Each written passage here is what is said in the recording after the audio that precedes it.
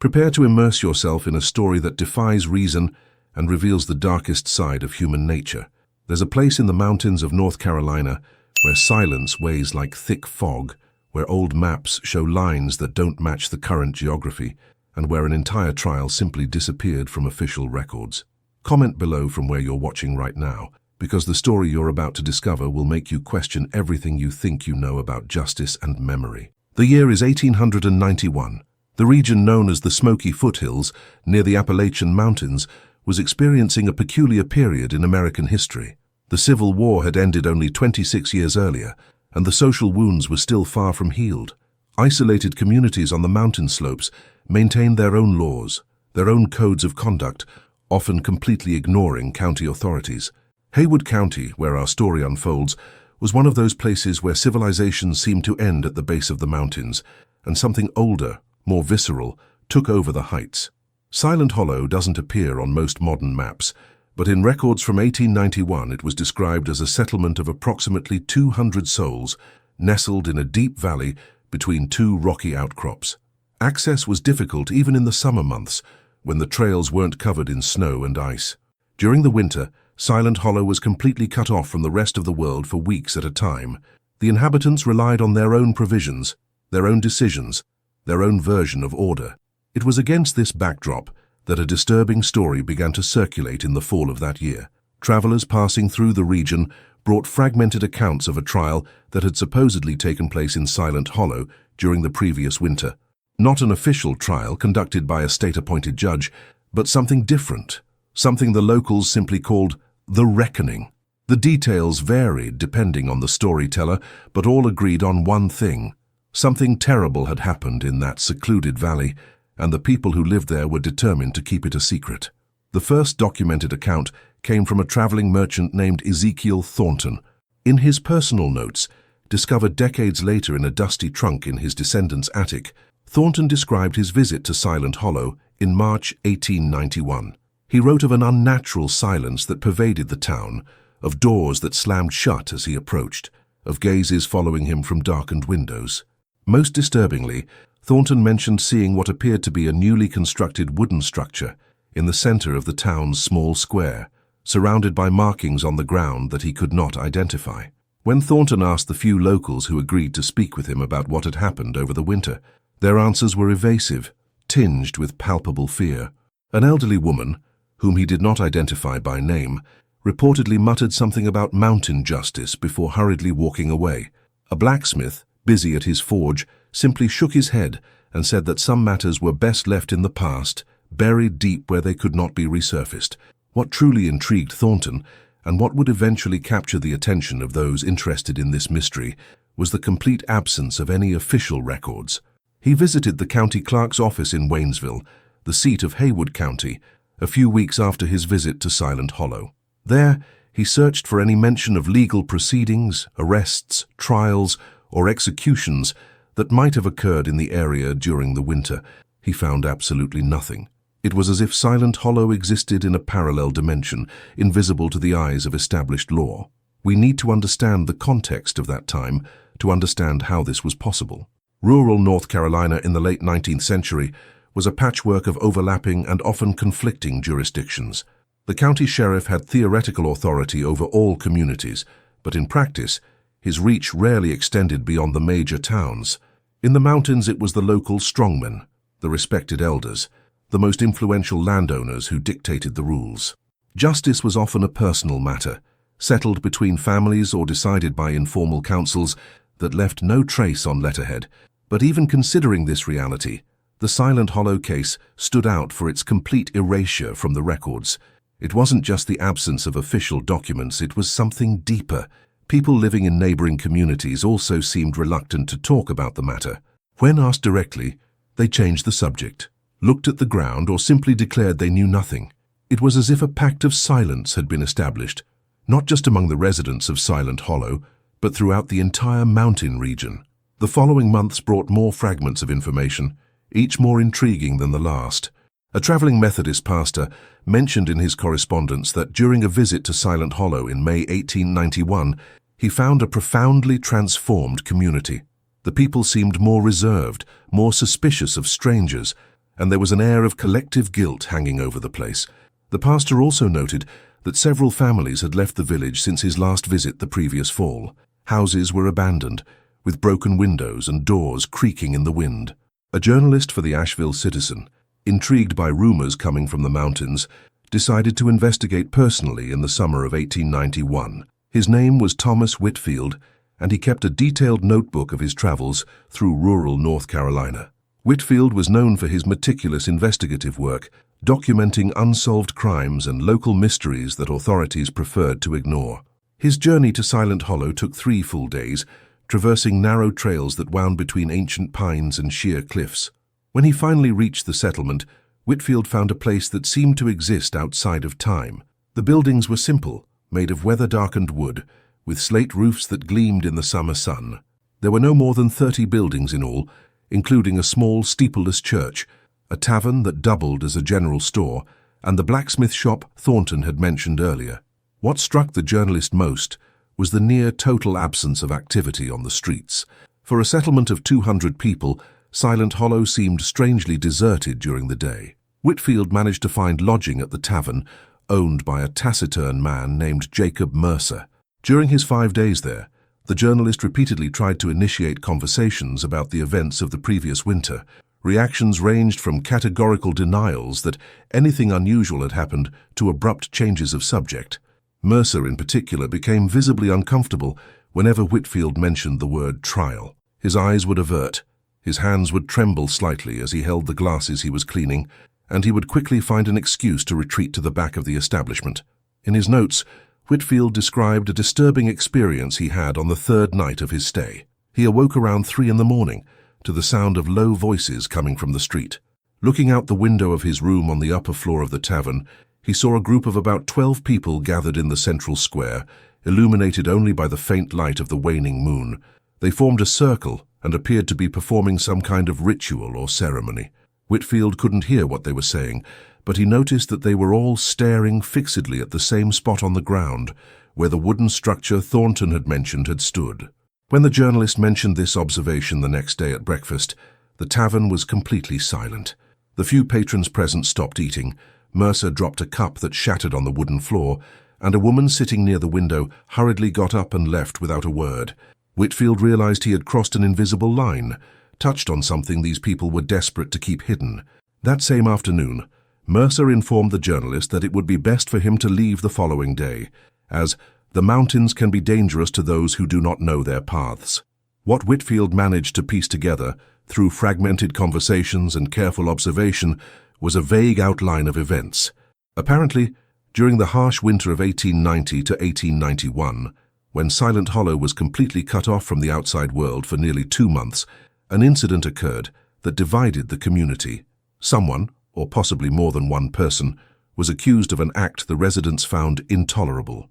The exact nature of this act was never clearly established, but the few indirect mentions suggested something related to a betrayal of trust, a breach of the community's moral codes, or perhaps the misappropriation of resources during a time of scarcity. What followed was what the locals called a trial, though it was something very different from what that term normally implies. There were no lawyers, no official judge, no jury selected according to law. Instead, the entire community gathered to decide the fate of the accused. It was an ancient form of justice, something that harked back to the traditions brought by the first European settlers who settled in these mountains, perhaps mixed with even older elements inherited from practices they preferred not to speak aloud. Whitfield learned, through a source who insisted on remaining anonymous, that the verdict was reached not by formal vote, but by gradual consensus. People spoke one after another for hours that stretched into the night. Lanterns were lit in the square, and the snow that fell that January night slowly covered the shoulders and hats of those present. When a decision was finally reached, there was no celebration, no visible satisfaction, only a heavy silence, laden with something Whitfield described as the weight of a collective conscience confronting its own limits. What happened next remains shrouded in mystery. Whitfield's anonymous source declined to provide specific details, saying only that mountain justice was meted out according to ancient custom. There are no burial records in the small cemetery next to the Silent Hollow Church that correspond to that period. There is no mention in any county records of any resident disappearance. It is as if the person or people involved simply ceased to exist, erased not only from life, but also from official memory. We must also consider the broader context of that particular winter. The year 1890 witnessed one of the harshest winters ever recorded in the Appalachian Mountains. Temperatures dropped well below 0 degrees Fahrenheit, and successive blizzards completely cut off communication routes between isolated communities. People died from cold, starvation, and diseases that would normally be treatable. In this extreme survival environment, it's possible that normally manageable tensions escalated to a breaking point. When spring finally arrived and the thaw allowed the trails to be passable again, Silent Hollow had changed forever. It wasn't just the somber atmosphere that hung over the place, but concrete changes in the very fabric of the community. Whitfield documented that at least 20 families had abandoned their properties and moved to other areas. Some went to larger cities like Asheville or even Charlotte, seeking the anonymity that only urban centers could offer. Others simply disappeared, leaving no addresses or information about their whereabouts. Those who remained developed a nearly impenetrable code of silence. They didn't talk about the winter of 1890 to 1891 with outsiders, and seemingly avoided mentioning it even among themselves. It was as if they had made a collective pact to forget, to bury those months under layers of silence and daily routine. Life went on, crops were planted and harvested, children were born and raised, but there was always a shadow, an invisible presence that reminded everyone of what had happened that terrible winter. A particularly intriguing detail emerged years later, when a researcher at the University of North Carolina, studying migration patterns in the mountainous regions, discovered census records that simply didn't make sense. The 1890 census listed Silent Hollow as having a population of 203. The next census, conducted in 1900, recorded only 147 people. A decline of 56 inhabitants in a decade wouldn't be all that unusual, considering the migration to urban areas that characterized that period. What was strange was that the intervening records kept by the local church and the general store suggested that the population had dropped dramatically as early as 1891 and remained relatively stable thereafter. This raises a disturbing question. If the families who left represented approximately 20 households, that would mean somewhere between 60 and 80 people, depending on average family size. But census figures suggest a smaller loss. Where were the missing people? Had they left unaccounted for? Had they died during that harsh winter of unrecorded natural causes? Or could something darker explain this mathematical discrepancy that no one seemed able or willing to clarify? Reverend Samuel Blackwood, who took over the small church of Silent Hollow in 1892, left a diary that was discovered in the 1920s after his death. In it, Blackwood described his difficulties connecting with the congregation. He wrote of sermons preached to expressionless faces, of confessions that were begun but never completed, of a spiritual weight that seemed to oppress every person in that community. In a particularly revealing entry from April 1893, the Reverend noted, "There is something unspoken here, a collective sin that rots the souls of these people like wood left in the damp. They come to church, they kneel, they pray, but their eyes reveal a guilt that no absolution seems able to alleviate." Blackwood mentioned having tried on several occasions to directly address what had happened in the winter of 1890 to 1891. The reactions were always the same: denial, deflection, or in some cases, explicit requests that he not bring up the subject again. An elder in the congregation, whom the Reverend identified only as Mrs. Hawthorne, reportedly told him in a warning tone, "Reverend, there are things in these mountains that are older than your Bible, and there are decisions that have been made that even God could not judge without having been here, in the cold, in the hunger, in the despair. Let the dead rest. Let the living try to find peace." This mention of the dead is particularly significant, as it represents one of the rare indirect admissions that something fatal had actually occurred. Silent Hollow Cemetery, located on a small rise behind the church, contained approximately 150 graves by the year 1890. Between 1890 and 1895, only 7 new graves were added, all clearly marked with names, dates of birth and death, and causes that included old age, pneumonia, and an accident with a fallen tree. But in a remote area of the cemetery, partially hidden by dense bushes, there was a space that appeared to have been deliberately left empty, surrounded by a fence of stacked stones that did not follow the pattern of the others. When Reverend Blackwood inquired about the space, he was told it was an area reserved for those unworthy to rest with the righteous. The definition was vague, purposefully ambiguous, but it suggested a special category of the dead, people whose actions in life had rendered them unworthy of being laid to rest alongside respected members of the community. It was a practice that dated back to medieval times in Europe, when suicides, executed criminals and heretics were buried in unconsecrated ground, away from the faithful. That Silent Hollow maintained such a tradition in the late 19th century was revealing of the mindset of that isolated community. The following years brought a slow disintegration of Silent Hollow. The community that once housed over 200 people gradually emptied out. The reasons were multiple: soil depletion due to inadequate agricultural practices, the attraction of economic opportunities in more developed regions, and the construction of railroads that made other areas more accessible. But those who have studied the history of the place argue that there was also a psychological factor, an impossibility of continuing to live in a place so deeply marked by an event that no one could forget, but which everyone refused to openly remember. In 1955, a mysterious fire completely destroyed the Silent Hollow Tavern and General Store, taking with it decades of business records that could have shed light on the events of 1891. Jacob Mercer, the owner who had hosted journalist Whitfield years earlier, died in the fire. The circumstances were never fully understood. Some said it was an accident caused by a knocked-over lamp.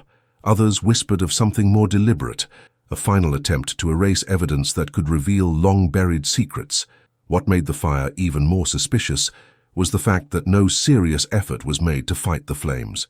Witnesses reported that residents simply watched the building burn without forming bucket brigades, without attempting to rescue Mercer or save the records. It was as if they had accepted the event as inevitable, perhaps even necessary. When the county sheriff finally arrived to investigate 3 days later, he found only smoldering ruins and a townspeople who offered no convincing explanations as to what had happened. The surviving documents from that period are frustratingly incomplete. Letters sent by Silent Hollow residents to relatives in other regions occasionally mention hard times or decisions weighing on the conscience, but always obliquely, never directly. It's as if, even from a distance, even when writing to close family, people were unable or unwilling to clearly articulate what had happened. This collective self-censorship is in itself powerful evidence that something deeply disturbing had occurred, something that violated not only written laws, but also deeper moral codes these people carried within themselves. A major breakthrough in understanding the case came in 1923, when a woman named Elizabeth Garrett, who had lived in Silent Hollow during her youth, finally broke her silence on her deathbed. Elizabeth was 17 in 1891 and was present during the events of that winter. Her words were recorded by her granddaughter, Martha Garrett Thompson, who later shared them with local historians. Elizabeth's account was fragmentary, punctuated by long silences and bouts of crying, but it offered crucial insights into what had happened. According to Elizabeth, it all began when provisions began to run low in January. Winter had arrived earlier and more severely than anyone expected, and many families had not stocked up on sufficient supplies. Hunger began to set in, first as an inconvenience, then as a constant and debilitating presence. It was in this context that accusations arose that someone was hoarding food, hiding life-saving provisions while others starved. Elizabeth never mentioned the identity of the accused, even in her final moments. She referred to him only as the selfish one, using a term that carried enough moral weight to condemn without needing to name him. The community gathered, Elizabeth recounted, not once but several times during that terrible January. The meetings took place in the church, where at least there was enough wood to keep a fire burning and protect people from the deadly cold outside. The debates were heated and polarized. Some argued for compassion, reminding them that each family had a right to protect its own resources. Others, driven by the desperation of hunger, demanded that any hidden stash be shared immediately. Elizabeth described how the tension grew with each passing day, how hunger transformed normally reasonable people into desperate creatures, willing to consider actions they would normally have rejected with horror. What ultimately precipitated the trial was the discovery of a cache. Elizabeth didn't specify exactly where or how it was found, but mentioned that it contained enough grain, salted meat, and potatoes to feed several families for weeks. The revelation caused a wave of anger in the community. People who had lost loved ones to famine in the previous weeks felt an anger that Elizabeth described as something primal, something that came from a place long before civilization. It was in this charged atmosphere that the trial was called. The trial lasted 3 full days. Every person deemed capable of reasoning and expressing an opinion was summoned to participate. There were no spectators. Everyone was simultaneously judge and witness. The accused was allowed to speak in his defense, to explain his actions, to plead for mercy. Elizabeth did not reveal the details of these arguments, but she made it clear that they were insufficient to quell the collective fury. The community, gripped by the combination of hunger, cold, loss, and perceived betrayal, reached a verdict that Elizabeth described only as irrevocable. We need to pause here to reflect on human nature in extreme situations. History is replete with examples of how severe deprivation can transform ordinary people into agents of cruelty. The Salem witchcraft trials, the summary executions during famines in medieval Europe, the lynchings that stained American history. Silent Hollow was no exception, but rather yet another example of how civilized social structures can collapse when basic survival needs are threatened. What made the case particularly disturbing was the collective nature of the decision. It was not an act of impulsive violence committed by an enraged individual, but a prolonged deliberation involving virtually the entire community. This collective participation created a shared guilt that would be impossible to process or absolve. Each person present would carry the weight of that decision for the rest of their lives, knowing they had been complicit in something that profoundly violated their own moral values. Elizabeth Garrett revealed in her closing testimony a detail that sheds disturbing light on the community's mindset.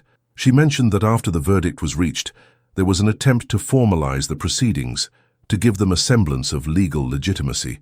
Someone suggested that records be kept, that documents be drawn up explaining the reasons for the decision, the evidence considered, and the arguments presented.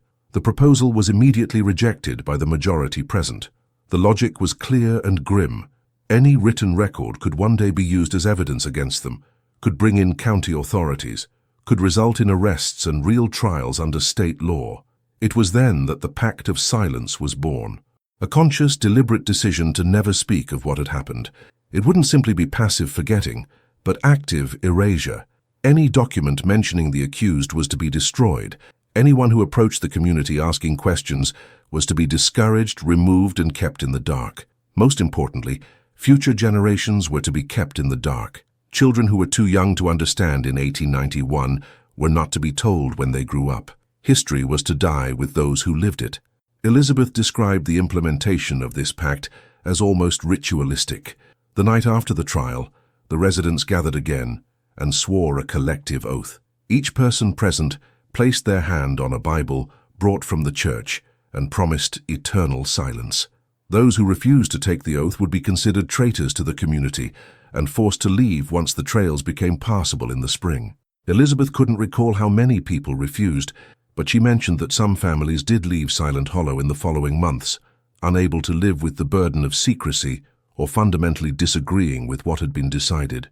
Elizabeth's account ended abruptly and harrowingly when her granddaughter Martha asked what exactly had been done with the accused after the verdict.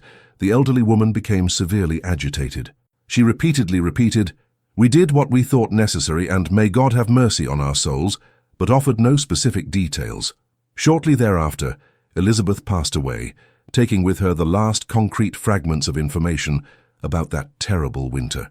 Martha reported that in her final moments, her grandmother murmured something about shadows that never depart and a cold that no fire can warm. The discovery of Elizabeth Garrett's testimony in 1923 briefly rekindled interest in the Silent Hollow case.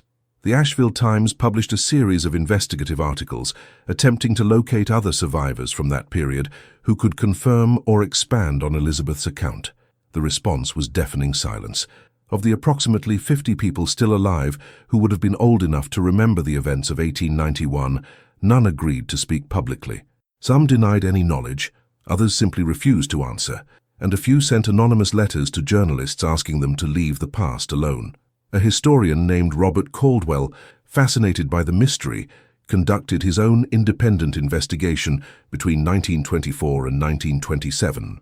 Caldwell traveled extensively throughout the Appalachian Mountains, interviewing descendants of families who had lived in Silent Hollow, examining church records, consulting local newspaper archives, and even physically exploring the ruins of what remained of the settlement, which by then was virtually abandoned.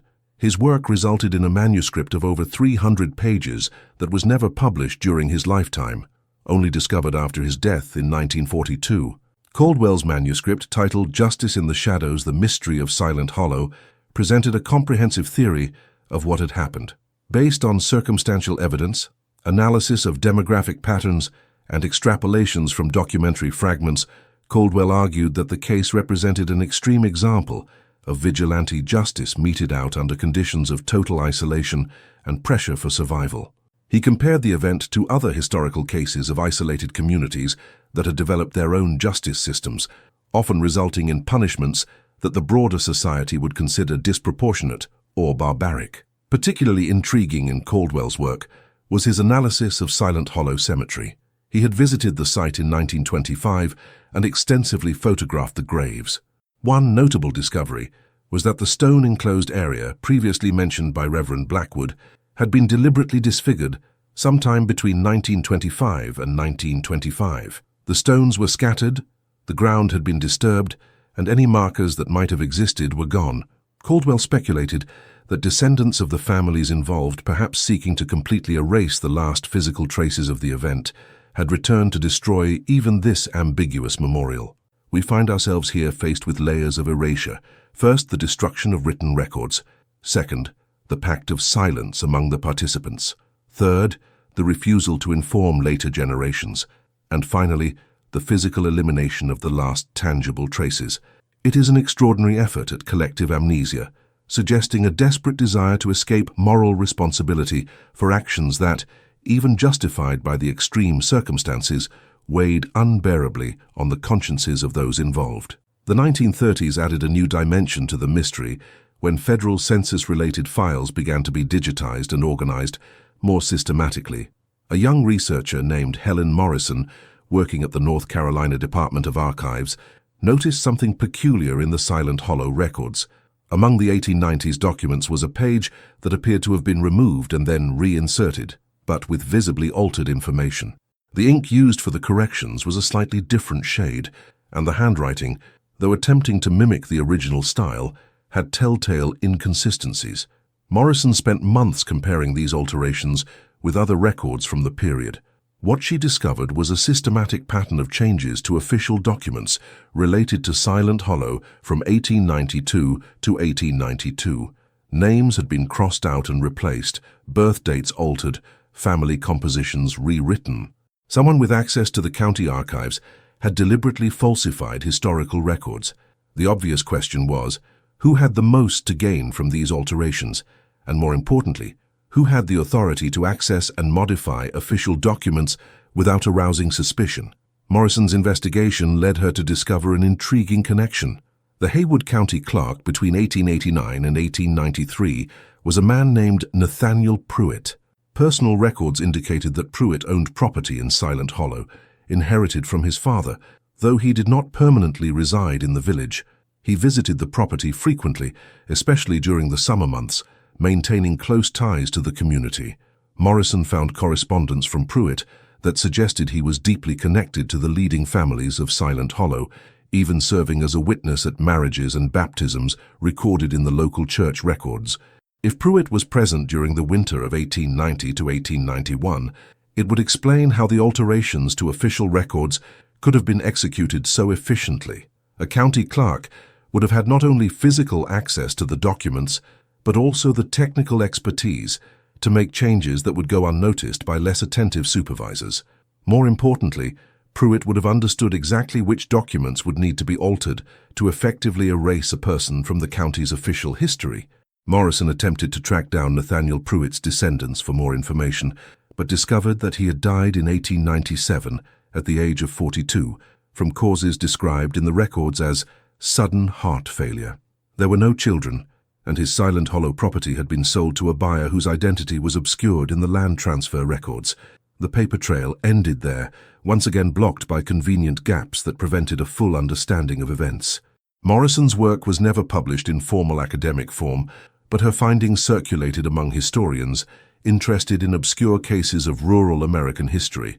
Her notes, preserved in state archives, reveal a researcher increasingly frustrated by the impossibility of penetrating the veil of secrecy that shrouded Silent Hollow.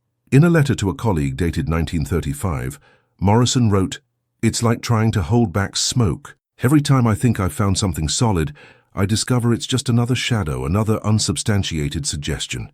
But the very absence of evidence has become evidence in itself. No one works so hard to erase something that didn't happen." During the 1940s, with the United States embroiled in World War II, interest in the Silent Hollow case waned significantly. The nation's concerns were focused on global conflicts, and obscure historical mysteries seemed irrelevant to the urgencies of the present. It was only after the war's end, when veterans returned and there was a renewed interest in local history and regional identity, that researchers turned their attention to the case. One of these researchers was James Whittaker, grandson of journalist Thomas Whitfield, who had visited Silent Hollow in 1891. James grew up hearing fragmented stories from his grandfather about the mysterious mountain settlement, and after returning from military service in 1946, he decided to pick up the investigation where his grandfather had left off. He had access to Thomas Whitfield's original notebooks, carefully preserved by the family, and these documents would serve as the starting point for a new phase of investigation. James Whittaker took a different approach than previous researchers. Rather than focusing on official records or attempting to interview reluctant survivors, he decided to study the broader cultural context of North Carolina's mountain communities in the late 19th century. He delved into anthropology, folklore, oral history, and community justice practices in isolated societies. His hypothesis was that understanding the value systems and unwritten social codes of these communities could shed light on what had happened in Silent Hollow, even without access to the specific details of the event. What Whittaker discovered was both fascinating and disturbing. Appalachian mountain communities maintained traditions dating back to the early Scottish and Irish settlers who settled the region in the 18th century. Among these traditions was the concept of clan justice, where the community as a whole took responsibility for maintaining order and punishing transgressions. It was not a formal system with codified laws, but rather a set of shared understandings of acceptable and unacceptable behavior. Punishments varied depending on the severity of the offense, but in cases deemed a fundamental betrayal of the community, especially during times of crisis, the consequences could be severe and irrevocable. Whittaker documented examples of similar cases in other isolated regions of the Appalachians during the 19th century. In 1863, during the Civil War, a community in eastern Tennessee had held its own trial of someone accused of passing information to enemy troops. In 1876, in Western Virginia, residents of a remote valley had gathered to decide the fate of someone accused of poisoning shared water sources. In 1882, in the mountains of Kentucky, an entire community held a council to judge charges of systematic theft during a particularly harsh winter. The pattern was consistent and revealing. These community trials almost always occurred during periods of forced isolation, when access to official authorities was impossible or extremely difficult. The accusations often involved actions perceived as existential threats to collective survival.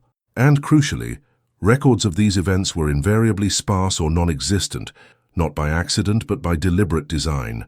The communities knew that what they were doing was outside the bounds of official law, and they protected themselves through collective silence. Whittaker argued that Silent Hollow was not an anomaly, but rather a particularly well-documented example, ironically through its very lack of documentation, of a broader phenomenon.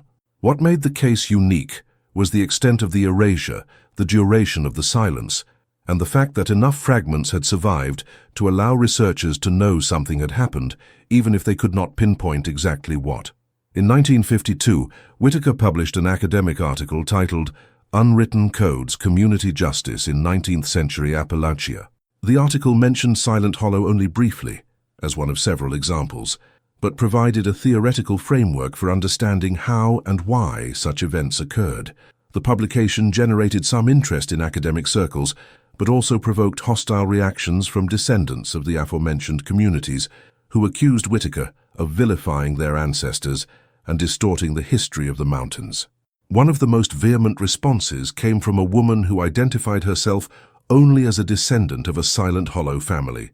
In a letter to the editor of the magazine that had published Whitaker's article, she wrote, "You weren't there. You didn't feel the bone-deep cold. You didn't watch your loved ones wither away from hunger. You didn't face impossible choices where every option led to perdition. It's easy to judge from the comfort of your warm homes and full stomachs, but judgment without understanding is just arrogance masquerading as scholarship." The letter, while not providing specific details about the events of 1891, implicitly confirmed that something deeply traumatic had indeed occurred. More importantly, it revealed that even decades later the wounds remained raw, and the memory of the event continued to provoke intense emotional responses in those connected to the history of Silent Hollow. We need to acknowledge the moral complexity involved here. It is tempting from our modern perspective to summarily condemn the actions of that community, but to do so would ignore the brutal context in which they lived. These were people who faced the real possibility of death by starvation, who had lost loved ones to the relentless cold, who were completely isolated from any form of outside help.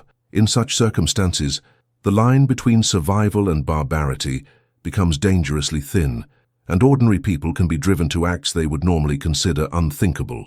During the 1960s and 1970s, there was a renewed interest in folklore and unsolved mysteries from American history. Radio and later television programs began exploring obscure cases, and Silent Hollow inevitably attracted attention. However, media coverage tended to sensationalize the mystery, focusing on wild speculation about macabre rituals and sacrifices, rather than attempting to understand the event within its proper historical and social context. This sensationalization had a detrimental effect. The few surviving descendants of Silent Hollow families became even more reticent to discuss the matter, fearing that any information they provided would be distorted for entertainment purposes.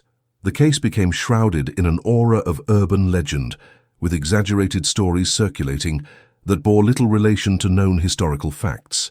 Ghosts, curses, and supernatural phenomena were associated with the site, further obscuring the historical truth beneath layers of fiction. In 1983, a forest fire ravaged the area where Silent Hollow had once stood. The fire consumed what remained of the abandoned structures, including the old church and the last vestiges of building foundations. The cemetery, though partially protected by its location on a less vegetated elevation, suffered significant damage. Many of the remaining wooden headstones were destroyed, and the intense heat of the fire caused cracks in several of the older granite headstones. When researchers visited the site after the fire, they found a landscape transformed beyond recognition. Nature had effectively completed the work of erasure that the community had begun nearly a century earlier. It was as if Silent Hollow was destined to disappear completely, not only from human memory, but also from the very land that had once sustained this doomed settlement. Yet, even in the face of this physical destruction, the mystery persisted, perhaps even intensified, fueled by the impossibility of physically verifying any details of the stories that had been passed down through the generations. Silent Hollow had become more concept than place, more symbol than concrete historical reality. It represented something universal about human nature under extreme pressure, about the limits of civilization, about the impossible choices that isolated communities sometimes faced. The 1990s brought new tools for historical research. Records that previously required physical visits to dusty archives began to be digitized. Databases allowed information from multiple sources to be cross-referenced with ease unthinkable to previous generations of researchers. It was in this context that a surprising discovery emerged, not through deliberate research but by pure chance. An amateur genealogist named David Chen was tracing his family tree when he discovered that his maternal great-grandmother had been born in a small community in the mountains of North Carolina. Following the paper trail, Chen found baptismal records indicating that she had been born in Silent Hollow in 1887. The family had left the settlement in 1892 when she was just 5 years old and settled in Asheville. Intrigued by this connection to a place that barely appeared in historical records, Chen began investigating further. Among her family's belongings, stored in a trunk in her uncle's basement, Chen found a diary belonging to her great-grandmother, written decades after the events of Silent Hollow. The diary, begun in 1938 when she was 51, contained passages that clearly referred to her earliest memories. While many entries were mundane, recording everyday events from her life in Asheville, there were sections where she attempted to process fragmented memories of her childhood in the mountains. One particularly relevant entry, dated February 1940, described a memory that had haunted her throughout her life. She wrote about a winter night, when she was still very young, when she was awakened by loud voices coming from the main room of her house. Her parents and other members of the community were gathered, discussing something with unusual intensity. She didn't understand the words, but she caught the tone of desperation, anger, and fear that permeated the conversation. Her mother had found her awake and quickly put her back to bed, saying only that the grown-ups needed to attend to important matters. In the days following that night, according to the diary, the entire community seemed different.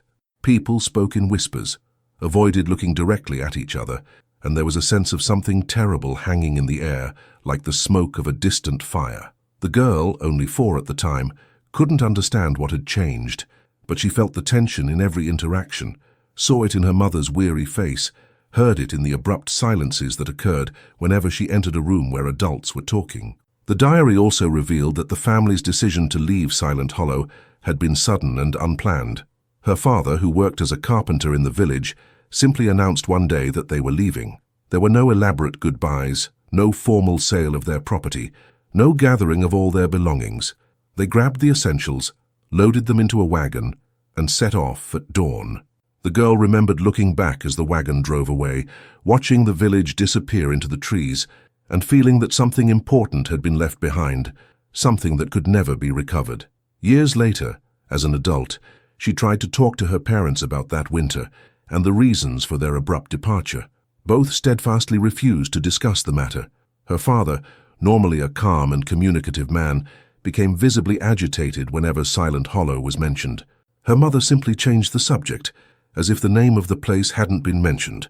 Over time, her daughter learned not to ask, but the questions never completely left her mind.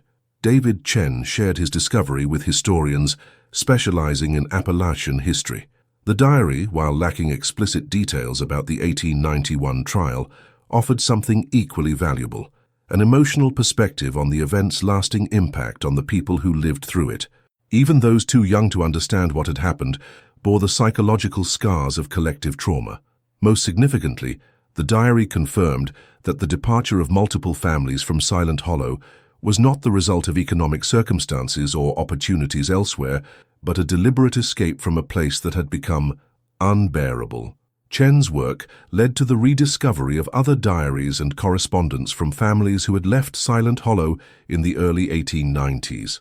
While none of these documents explicitly mentioned the trial or its details, they all shared a common theme, a sense of relief at leaving, mixed with guilt about leaving. People wrote about leaving behind neighbors and friends, but also about an urgent need to start over in a place untainted by dark memories. An interesting pattern emerged from analyzing these sources. The families who left tended to be those who had opposed the verdict or who had participated reluctantly, pressured by the force of collective will. Those who remained in Silent Hollow the longest were presumably those who had most strongly supported the decision or who were so deeply involved that leaving would seem like an admission of guilt. This suggested a deep division in the community after the event, a fracture that would never fully heal. We can see here how collective trauma works across generations. Those who directly experienced the event carried its weight for the rest of their lives. Their children, even without knowing the specific details, absorbed the tension and secrecy, growing up in homes marked by significant silences and forbidden topics. And even the grandchildren, completely removed from the original event, felt distant echoes of something unresolved in their family histories. The trauma had become hereditary, transmitted not through explicit narrative, but through communication patterns, emotional reactions, and gaps in family histories that no one was willing to fill. In 2003, researchers at the University of North Carolina launched an ambitious project to create a comprehensive digital archive of the state's lost rural communities. Silent Hollow was included as one of the key case studies. The team conducted interviews with descendants of families who had lived in the settlement, digitized all relevant documents they could locate, and even conducted an archaeological expedition to the site where the settlement once stood. The 2003 archaeological expedition revealed unexpected discoveries amid the ash and vegetation that had reclaimed the site where Silent Hollow once stood. Beneath layers of soil and roots, the team found stone foundations of various structures, fragments of domestic pottery, rusted tools, and other artifacts that told the story of daily life in that isolated community. But it was in the central area of what had been the town square that they made the most intriguing discovery. Digging carefully, the archaeologists discovered an anomaly in the soil. There was a circular depression approximately 3 meters in diameter, where the soil composition was visibly different from the rest of the area. Later, chemical analyses would reveal unusual concentrations of ash and charcoal in this particular region, suggesting that something had burned there intensely enough to permanently alter the soil chemistry. Even more disturbing, the ash distribution pattern suggested not an accidental fire or a common bonfire, but something more deliberate, more controlled. The team also located what remained of the cemetery. Many of the oldest graves were still identifiable through depressions in the ground and fragments of stone markers. They meticulously mapped each grave, cross-referencing the information with death records available in the church and county archives. What they discovered was a striking discrepancy. There were more depressions indicating possible graves than documented death records. Specifically, they found evidence of 5 to 7 graves that did not match any names in the official records. This discovery raised deeply disturbing questions. Were these the graves of people whose records had been deliberately erased, or were they simply the graves of travelers, of people who had died of natural causes during the winter and whose deaths were not properly recorded due to the isolation? The team debated these possibilities intensely. Some argued that performing exhumations could provide definitive answers through carbon dating and forensic analysis. Others, including several members of the academic community and descendants of Silent Hollow families, argued that such an action would be a violation, a final disrespect to the people who had already suffered enough. After consultations with state officials, local community leaders, and ethics committees, the decision was made not to proceed with exhumations. The cemetery would be documented, protected, and left alone. It was a decision that reflected an acknowledgement that some questions might not be answered, that some truths might do more harm than good. Definitive knowledge of what had happened that winter of 1891 would not bring back the dead, would not absolve the guilty, and would not console those still bearing the weight of history. Between 2005 and 2010, a series of oral interviews were conducted with the oldest descendants of Silent Hollow families. These interviews, preserved in audio and video format in the university archives, offer a fascinating glimpse into how the memory of the event had evolved through the generations. Some interviewees steadfastly maintained that nothing extraordinary had happened, that the entire story was exaggerated or misunderstood. Others vaguely admitted that hard times call for hard decisions without elaborating. And a few, usually in unrecorded moments at the end of the interviews, when the cameras were presumably off, let slip fragments of stories passed down in whispers through their families. One such fragment came from an elderly man whose great-grandfather had been a leader of the Silent Hollow community. He recounted a story his grandfather had told him when he was young, a story he had promised never to repeat, but which now, nearing the end of his own life, he felt compelled to share. According to this story, the trial had not simply been about hiding food. There were more serious accusations involving not just selfishness, but actions that had directly caused the deaths of other members of the community.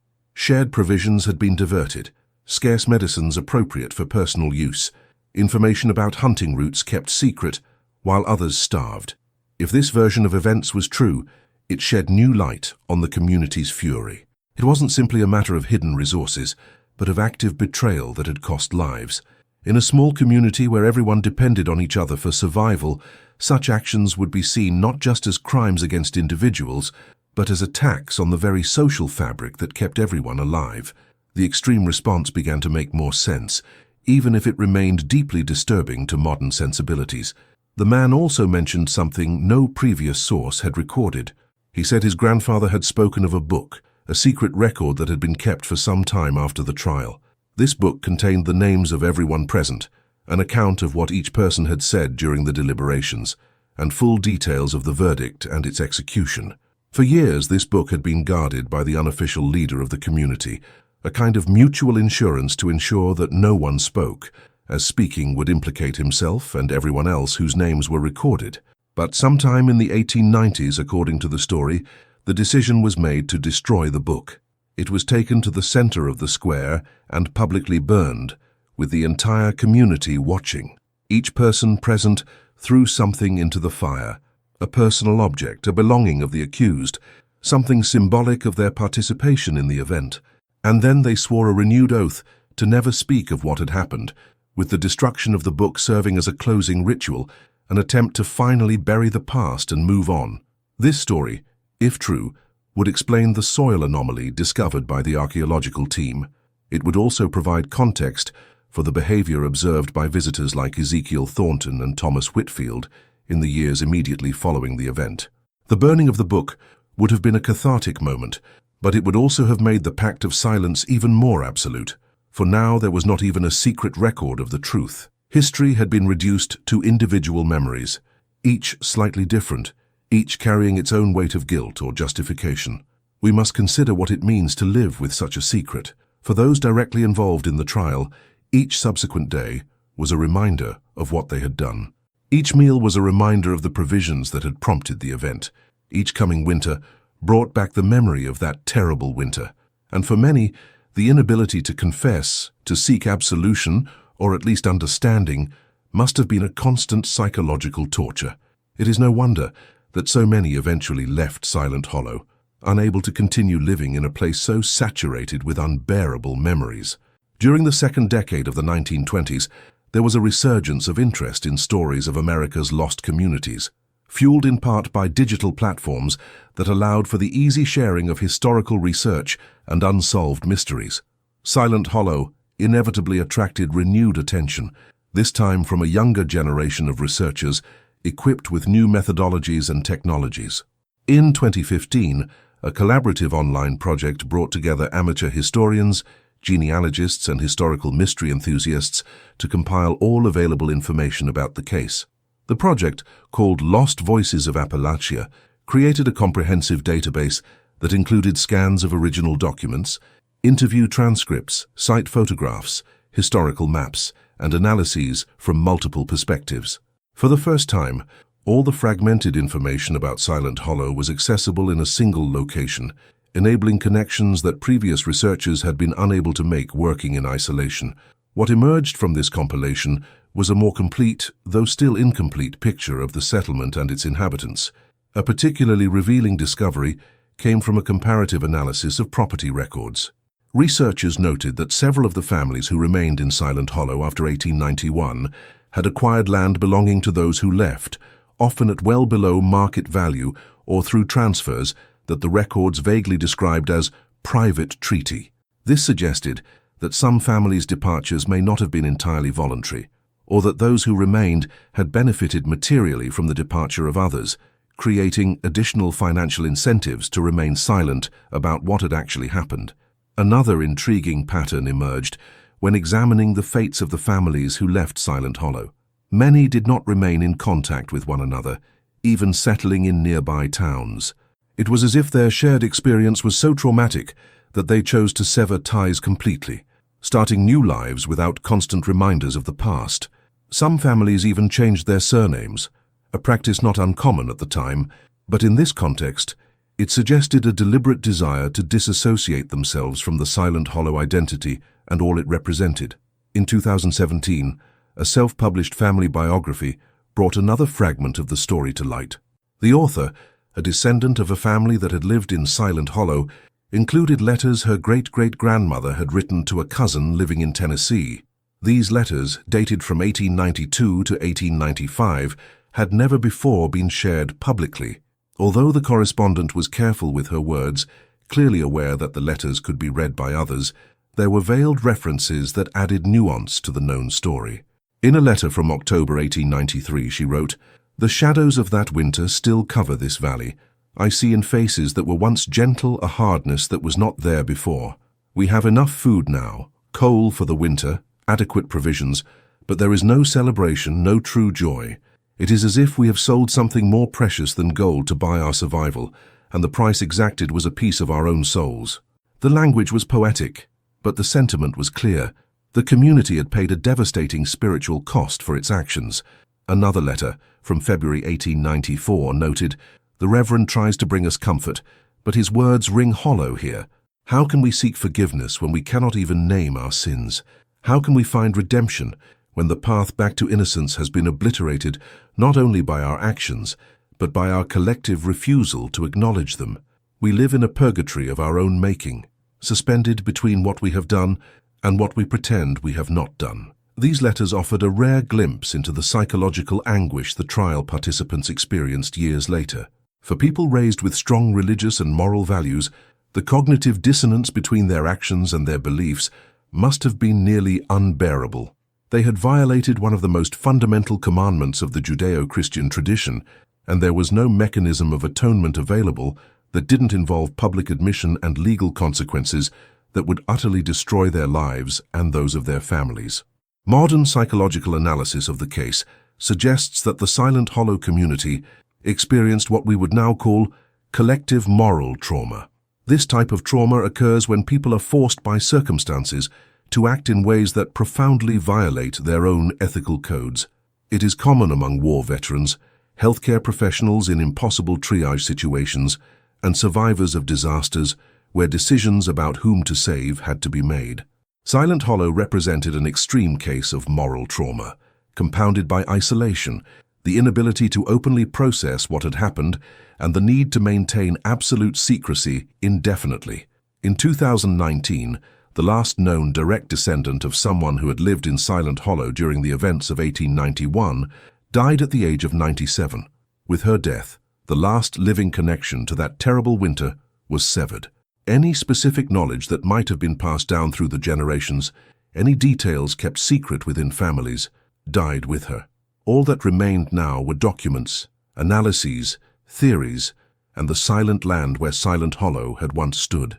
The cemetery, now protected as a historic site by the state of North Carolina, receives occasional visitors. Researchers, curious descendants, history buffs, and simply those intrigued by history come during the summer months, when the trails are passable. They walk among the marked and unmarked graves, standing before that stone-enclosed area where the unmarked graves rest, and reflect on the mysteries that will never be completely solved. Some leave flowers, a silent acknowledgement of the lives lived and lost in that forgotten place. The central square where the wooden structure once stood, where the secret book was burned, where the community gathered to make decisions that would echo through generations, is now covered in vegetation. Young trees grow where buildings once stood. Nature, patient and relentless, has reclaimed the space. But if you know where to look, you can still see the stone foundations beneath the moss and leaves. You can still feel the depression in the ground where the fire burned so intensely that it scarred the land permanently. The attempt to fully understand what happened in Silent Hollow runs up against a fundamental truth about the nature of history. Not everything can be known, not everything can be verified, and some truths are deliberately buried so deeply that they become inaccessible to conventional tools of historical investigation. The case represents a peculiar kind of mystery, where we know with reasonable certainty that something significant occurred. We have a broad outline of the events, but the specific details remain shrouded in impenetrable shadows. In 2020, during the pandemic that forced much of the world into isolation, historians began to draw interesting parallels between the experiences of modern communities under quarantine and what Silent Hollow had faced during that winter of 1890 to 1891. Forced isolation, scarcity of resources, constant fear, and the psychological pressure of being confined with the same people for prolonged periods without escape all created conditions that, while different in scale and context, offered insights into how extreme situations can transform social dynamics and drive ordinary people to extraordinary behaviors. Researchers noted that during the most severe periods of pandemic isolation, there were documented increases in community conflicts, accusations between neighbors over who was or wasn't following safety protocols, and tensions over the distribution of scarce resources. Obviously, these situations didn't come close to the extremes experienced in Silent Hollow, but they illustrated psychological and social principles operating in both contexts. Isolation amplifies existing tensions, scarcity exacerbates distrust, and fear can quickly transform cohesive communities into fragmented and hostile groups. A sociological study published in 2021 used Silent Hollow as a case study to examine how communities deal with collective guilt and historical trauma. The authors argued that the community's inability to openly process what had happened led to dysfunctional patterns that persisted for generations. Unexpressed shame became toxic, poisoning relationships, creating family divisions, and eventually contributing to the complete dissolution of the community itself. The study suggested that if some mechanism for recognition, accountability, and reconciliation had existed, even within a non-legal framework, the long-term outcome might have been less destructive. But such a mechanism was impossible in the context of 1890. Publicly admitting what had happened would mean facing criminal prosecution, possibly execution, and certainly the destruction of families and lives. Secrecy was not just a choice, but a necessity for survival. And once established, it became self-perpetuating, each year of silence making it harder to break the pact, each generation adding more layers of deliberate oblivion to the original truth. In 2022, artists and writers began exploring the history of Silent Hollow through creative means. A regional theatre play reimagined the events not as a historical drama, but as a psychological exploration of how ordinary people face morally impossible choices. A novel, loosely based on the case, examined the generational consequences of family secrets kept at all costs. A series of paintings depicted the cemetery, the mountains, the abandoned town square, each image charged with melancholy and questioning. These artistic interpretations, while not strictly historical, served an important purpose. They kept the story alive in the public consciousness, not as a morbid curiosity, but as a reflection on human nature, morality in extreme situations, and the long-term costs of decisions made in moments of despair. Silent Hollow had become more than a specific place or a specific event. It had become a symbol, a metaphor for the darkest aspects of the human condition. Historical tourism in the region gradually increased. People interested in Appalachian history, lost communities, and unsolved mysteries began including the area where Silent Hollow once stood on their travel itineraries. The state of North Carolina installed discrete historical markers on nearby trails, providing basic context without sensationalizing or overly speculating. The approach was respectful, acknowledging that this was a place of real tragedy, where real people suffered and made decisions that would haunt them for the rest of their lives. Local guides who led groups through the region developed carefully calibrated narratives about Silent Hollow. They presented the known facts and discussed the historical and social context, but avoided creating an atmosphere of macabre entertainment. The goal was education and reflection, not sensationalism. Visitors were encouraged to consider how they themselves might act in similar circumstances, to question their own moral certainties, and to recognize the fragility of civilization when basic survival needs are threatened. The mountains surrounding the former site of Silent Hollow remained imposing and beautiful. During the fall, the leaves transformed the slopes into carpets of red, orange, and gold. In the winter, snow covered everything in a white blanket that seemed, at least superficially, to purify and renew the landscape. Spring brought wildflowers blooming among the ruins, and summer covered everything in lush vegetation. Nature followed its eternal cycles, indifferent to the human anguish that had occurred there more than a century before.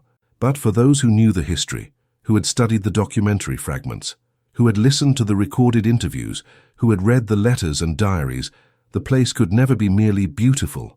It was permanently marked by what had happened there, and perhaps it should be that way.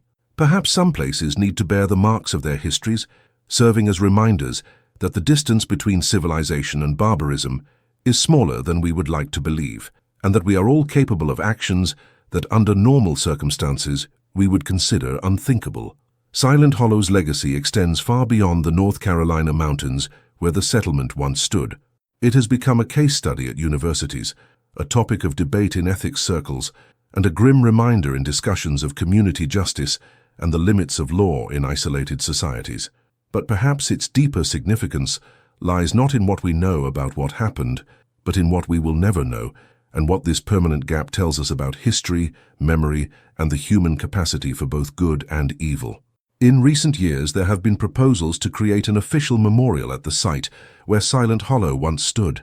Debates over such a memorial reveal deep divisions over how traumatic history should be commemorated. Some argued that the victims, whoever they were, deserved formal recognition and a proper place to mourn. Others insisted that erecting a memorial would sensationalize a tragedy and potentially reopen wounds in descendant families who had worked for generations to overcome the stigma associated with Silent Hollow's history. To date, no formal memorial has been built. The cemetery remains as it is, protected but not beautified, marked but not monumentalized. It is a compromise solution that perhaps suits the ambiguous nature of the case itself. Silent Hollow now exists primarily in collective memory, in digital archives, in academic theses, and in conversations among those fascinated by historical mysteries that resist easy resolutions. When we reflect on the entire journey through this story, from that brutal winter of 1890 to 1891 to the present day, we see a narrative that is as much about what happened as it is about what cannot be known. We see a community facing the kind of choice we hope never to face, making a decision that would haunt them for generations. We see the extraordinary cost of keeping collective secrets, how what is unsaid can be as destructive as the original act that prompted the silence. The story of Silent Hollow reminds us that justice is a complex concept, varying depending on context, circumstance, and perspective. What that community considered necessary in 1891, we would consider intolerable today. But we weren't there. We didn't feel the piercing cold. We didn't see our loved ones wither away from hunger. We didn't face the utter despair of total isolation during a winter that seemed endless. It's easy to judge from the comfort of our present, but intellectual honesty demands that we acknowledge the difficulty of the choices those people faced. The Appalachian Mountains hold many secrets. Within the deep valleys, beneath the canopies of ancient trees, along the trails that wind through the rugged terrain, lie stories that have never been told, events that have never been recorded, decisions that have been deliberately erased from official memory. Silent Hollow is just one such story, remarkable not because it is unique, but because enough fragments have survived to allow us to glimpse what would otherwise have disappeared completely. Descendants of the Silent Hollow families live today scattered throughout the country. Most have no detailed knowledge of their connections to that lost mountain village. Some discovered the story through genealogical research and reacted with varying mixtures of fascination, horror, and understanding. Others prefer not to delve too deeply into this part of their family heritage, content to leave the past where it is, buried under more than a century of time and silence. We can ask what would have happened if the Silent Hollow community had chosen differently that winter of 1891, if they had found another solution, some way to deal with the perceived betrayal without crossing the line they did. Perhaps the settlement would still exist today, a vibrant mountain community rather than an overgrown ruin, or perhaps the same economic and social forces that emptied so many rural Appalachian communities would have eventually led to its abandonment anyway. We cannot know, and counterfactual speculations are exercises in limited historical value. What we can say with certainty is that Silent Hollow serves as a cautionary tale about what happens when communities are pushed to their limits, when legal and social structures fail, when people are forced to become judges of their own cases without guidance, supervision, or recourse. It's a story about the fragility of civilization, about how quickly we can retreat to more primitive modes of existence when the right conditions, or rather the wrong conditions, are present. As the last light of day fades over the mountains, where Silent Hollow once stood, shadows lengthen between the trees and over the silent ruins. The wind blows through the valley, perhaps carrying echoes of voices long silenced, of decisions long made, of secrets long buried. And we, distant observers separated by more than a century from the events that unfolded there, are left with our questions, our theories, and our fundamental uncertainty about what truly happened that terrible winter when a community faced its darkest choices. The macabre legend of the Silent Hollow trial remains exactly that, a legend, hazy in its details but powerful in its impact. Missing from official historical records, deliberately erased by those who lived it, it persists in the margins, in the gaps between documents, in the significant silences of diaries and letters, in the very absence of evidence that paradoxically confirms that something profoundly disturbing occurred. And perhaps this is the most appropriate form for such a story to exist, not as a clear narrative with a defined beginning, middle, and end, but as an enduring mystery that invites us to reflect on human nature, morality, and the limits of what we can truly know about the past. If you've made it this far with us on this journey through the shadows of Silent Hollow, through more than a century of secrets and silences, we hope you found not only a fascinating story, but also questions worth considering. Subscribe to our channel for more disturbing and dark stories from American history, cases that reveal the most complex and enigmatic aspects of our past. Leave a comment sharing your thoughts on this case and what it reveals about human nature in extreme situations. And if this story touched you in any way, please leave a like to help us continue bringing these forgotten stories back to light.